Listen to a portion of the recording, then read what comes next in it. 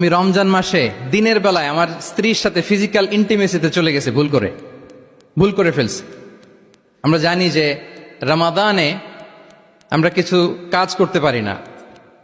সিয়ামের সংজ্ঞাই হচ্ছে আসওমু হুয়াল ইমসাক আনিল আকলি ওয়া শুরবি ওয়াল জিমাই মিন তুলুইশ শামসি ইলা মিন তুলুইল ফাজরি ইলা গুরুবি শামসি মা আন-নিয়া। মানে রোজা হচ্ছে এটা এমন ইবাদত, সূর্যোদয় থেকে সূর্যাস্ত পর্যন্ত না খেয়ে থাকা, কোনো কিছু পান না করা, এবং দিনের বেলায় বিবাহিতরা তাদের স্ত্রীদের সাথে ইন্টিমেসিতে যেতে পারবে না। এটা যদি কেউ মেনটেন করে এটা হচ্ছে সিয়াম।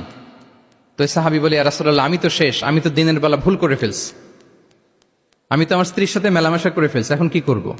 তো এটার আবার একটা বড় পেনাল্টি আছে। আপনারা যারা জানেন যে ইচ্ছাকৃত রোজা ভাঙলে কাজাও করতে হয়, কাফারাও দিতে হয়। কাজা মানে একটা রোজার জন্য একটা রোজা, আর কাফারা মানে হচ্ছে আরো 60টা রোজা রাখতে হবে। কয়েকটা জিনিস আছে, বেসিক্যালি 3টা। তো রাসূল সাল্লাল্লাহু আলাইহি ওয়াসাল্লাম তাকে বললো যে তোমার তো পেনাল্টি হয়েছে, তুমি তো বড় ভুল করে ফেলছো, তো তোমার কাছে কি এরকম কোনো দাস আছে যেটাকে তুমি আজাদ করে দিতে পারবা, মুক্ত করে দিতে পারবা, তাহলে পেনাল্টি আদায় হয়ে গেল। সে বলে, ইয়া রাসূলুল্লাহ, না, আমার তো এত সক্ষমতা নাই, আমার কাছে তো কোনো দাস নাই। আচ্ছা, দাস নাই। তো রাসূল সাল্লাল্লাহু আলাইহি ওয়াসাল্লাম বললেন, তাইলে তুমি টানা 2 মাস রোজা রাখতে হবে, তাইলেও পেনাল্টি হয়ে যাবে, আদায় হয়ে যাবে, পারবা? সে বলে, ইয়া রাসূলুল্লাহ, 2 মাস রোজা রাখা তো এটা কঠিন হয়ে যায়, ইটস নট এ জোক। টানা 60 দিন কি করে রোজা রাখা? তো রাসূল সাল্লাল্লাহু আলাইহি ওয়াসাল্লাম বললেন, এটাও পারবো না, তাহলে 60 জন মিসকিনকে খাবার খাইয়ে দিতে হবে এজ এ পেনাল্টি।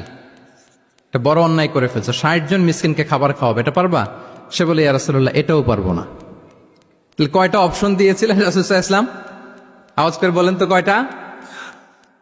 একটাও উনি পারবে না। দাসও আজাদ করতে পারবে না, 2 মাস রোজাও রাখতে পারবে না, 60 জনকে খাওয়াতেও পারবে না।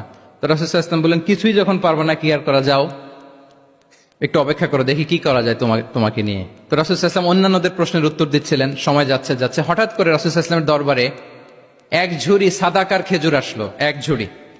তো সাদাকার 1 ঝুড়ি খেজুর দেখে রাসূল সাল্লাল্লাহু আলাইহি ওয়াসাল্লাম বললেন, ওই ব্যক্তিকে ডাকো যার কিছু নাই, কিছুই করতে পারবে না। ডেকে আনা হলো।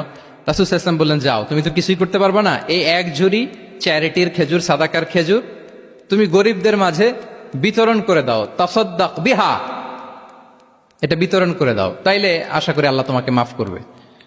তো এই সাহাবী বলে, ইয়া রাসূলুল্লাহ, আলা আফকারা মিন্না ইয়া রাসূলুল্লাহ, আমার চেয়েও গরিব কাউকে খুঁজে বের করে দান করতে হবে? রাসূল সাল্লাল্লাহু আলাইহি ওয়াসাল্লাম বললেন, হ্যাঁ, গরিবকেই তো দিতে হবে।